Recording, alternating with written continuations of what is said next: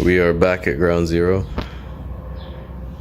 Actually dynoing it today because I want it sorted out. Doesn't feel like it's running the way it should. So I keep saying it's a 700 horsepower car, but it feels like it's like 500 maybe.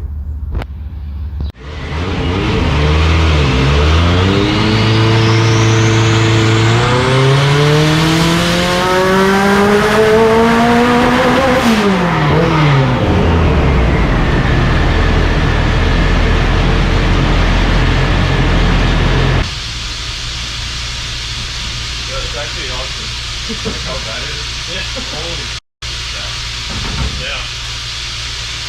So down on power, man. Dude, I was getting it with 14 with 450 horsepower. Look at that torque curve. Comes up to 350. Where it should be making torque and it's already rich right there. I should start it lower too because it actually spools around here. Yeah.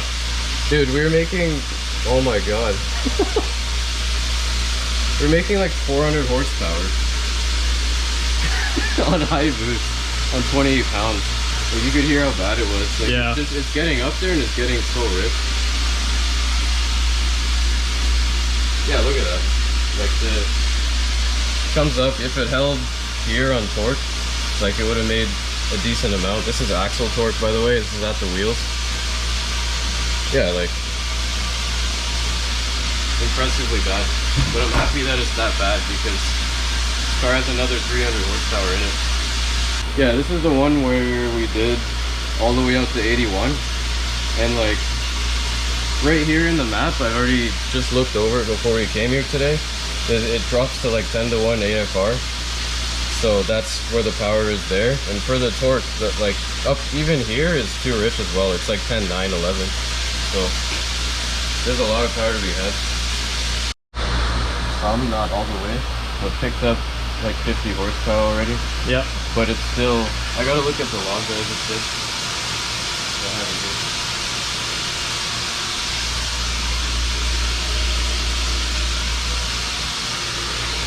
Yeah, the whole reason why this car makes power as well, I don't want to sound self-righteous or whatever, is because I friggin' knife edge tuned it, like when it used to make 645 and all that.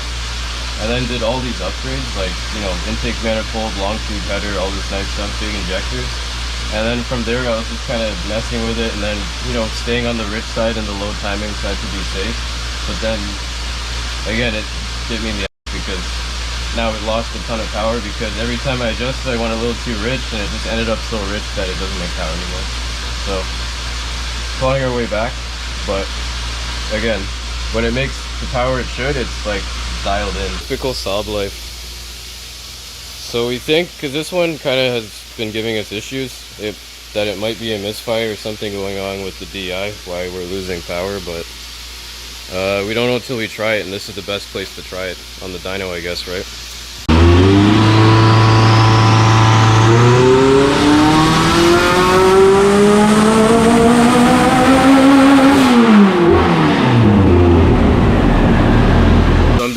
Steady state loading on this stuff, and the dyno's oscillating like crazy, even on the power pull, so we can't get a decent pull. So this car is a 4-bar map sensor, and if you don't know, there's not a lot of voltage between each cell on the map.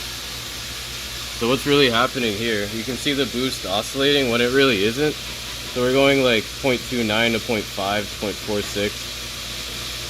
And then it's screwing with the timing so much.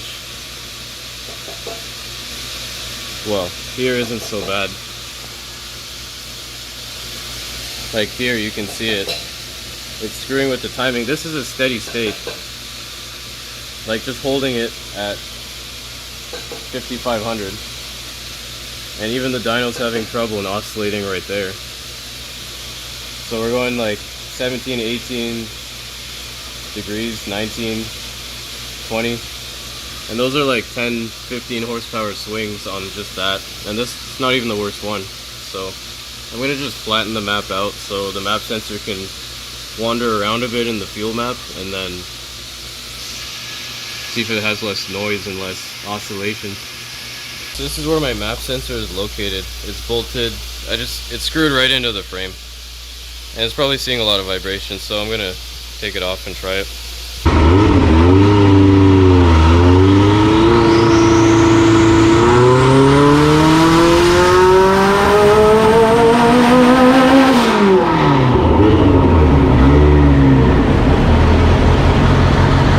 So where we're at here is we're still just trying to get a low boost map out of it. Not even anything aggressive in the car yet, but this 4-bar map sensor is just being super noisy. I flattened the ignition curve. Like just gave it a gigantic 19-degree of advance island in the map. And then it was still, the map sensor is oscillating like crazy, and it just like dipped randomly too. And then that'll mess with fueling even if all the cells are the same, because there's like a multiplier behind there. So we're just grounding the map sensor somewhere else to see if we can fix it, because even with steady flat timing, it still picked up an oscillation. I've had that before with this car on the dyno, but not nearly this bad. Every single pull, I've had it like every maybe 1 in 5 pulls, you get a little breakup and then oscillation. It breaks up a couple times around 60 to 50-ish, then it's fine. But it's the dyno itself is oscillating because it doesn't know what to do. It's trying to maintain a constant ramp rate, right? So still trying to figure out why this thing's breaking up.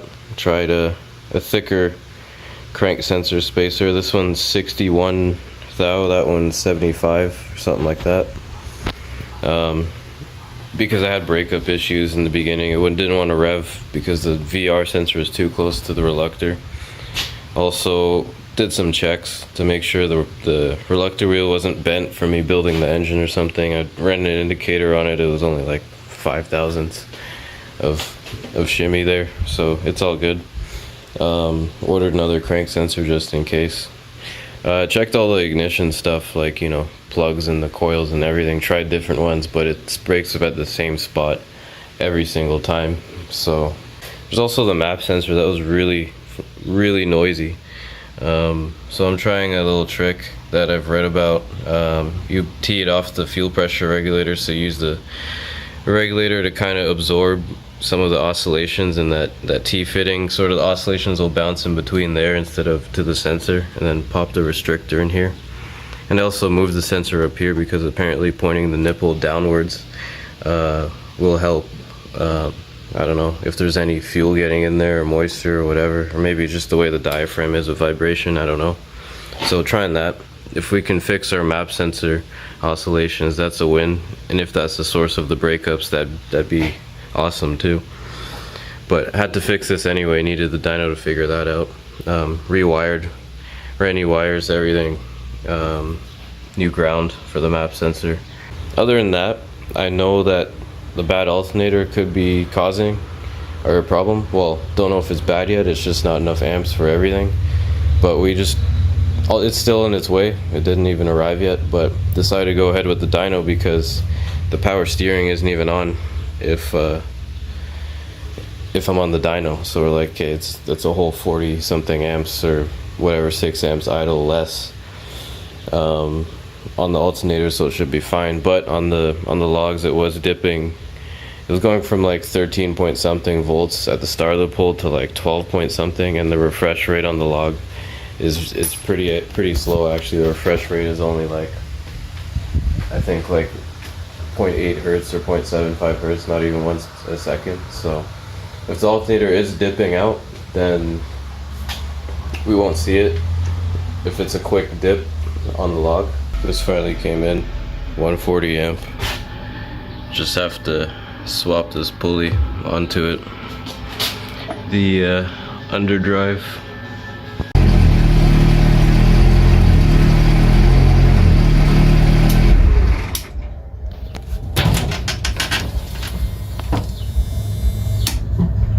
So just had a major pain in the ass with this thing.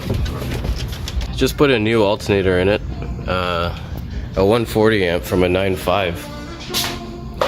Thing would not charge no matter how much I revved it, no matter what I did. Charge up the battery and everything. But I had a spare regulator that I bought, a genuine Bosch one. threw it in because it wasn't charging. I don't know what the heck Randtech is. I don't know if they make this in Sunnyvale or what, but this was garbage. Didn't work, but changed it out, works. This is the stupidest thing, but I may have found the problem. Listen to that relay when I wiggle this.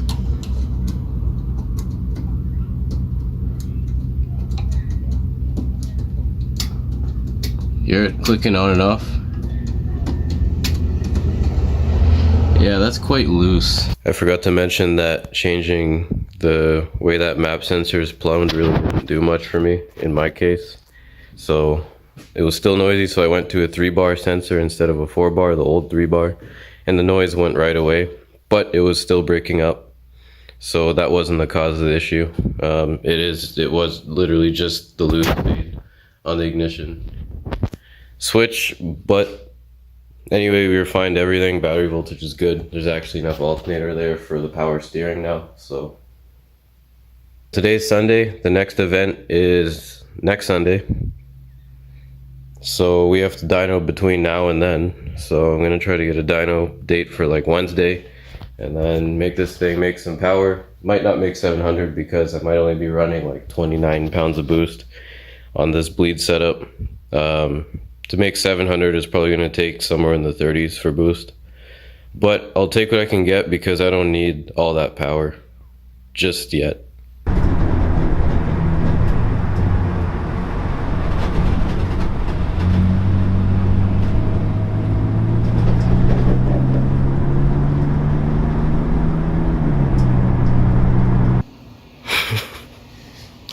So we're back here once again, a week later.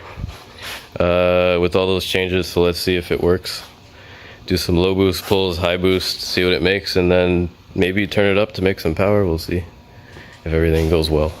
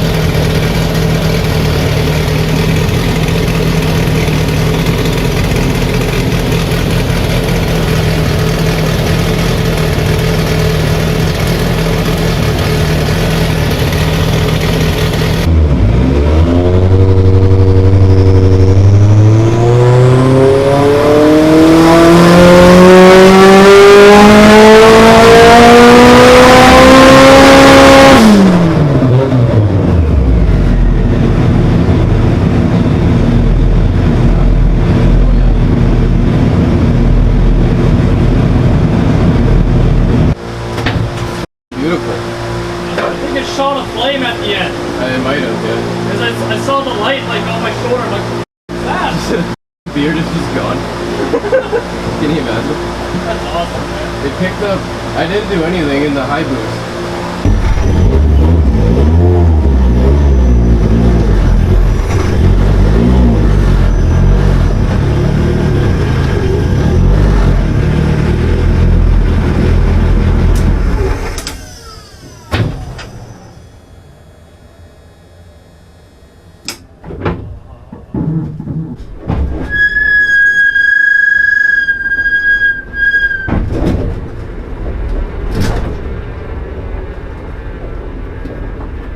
Successful tune, made 570 high boost, 420 low boost.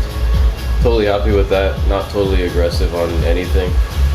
Retard the cams a couple degrees, pick up another 30 horsepower or something, because I have it really advanced so I can get really good low end response for spool. So nothing more to say about it other than that. We could turn it up more on boost, we could fiddle with more things, get it to around the 700 range, but I'm just afraid of breaking something at this point, so we might do it later in the year. It was also a very hot day, so all the numbers were a bit on the low side, but then again, when we compete, it's usually very hot. Getting ready for Sunday, the event, and wish us luck.